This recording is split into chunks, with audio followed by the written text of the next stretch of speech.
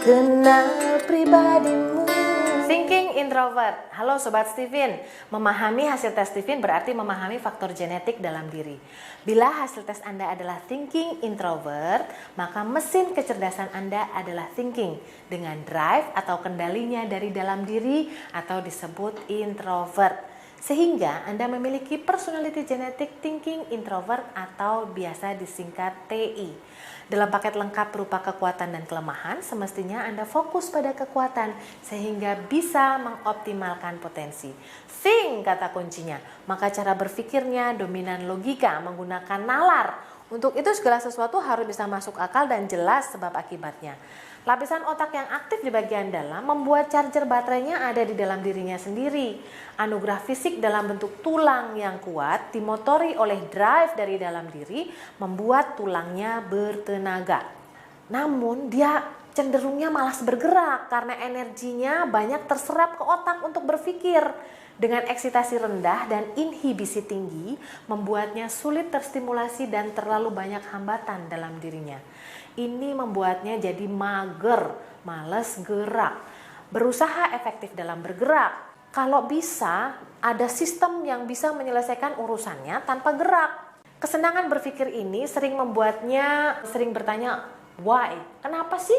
Kenapa begini? Kenapa begitu? Bila belum menemukan jawaban yang masuk akal, dia akan terus kepo, mencari tahu jawabannya dari banyak sumber informasi.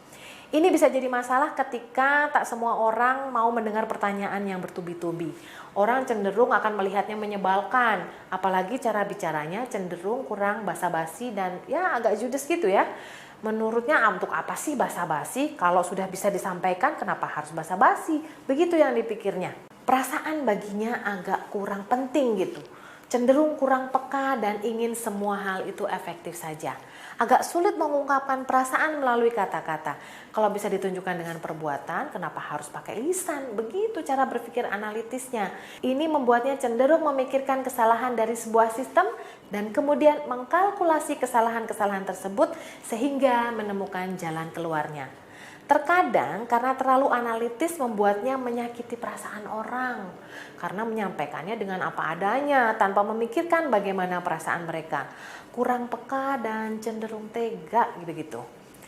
Segala hal baginya perlu untuk masuk akal dan rasional. Maka dia kalau belajar dengan menggunakan menalar bacaan sehingga dia paham logika isi dan intisarinya.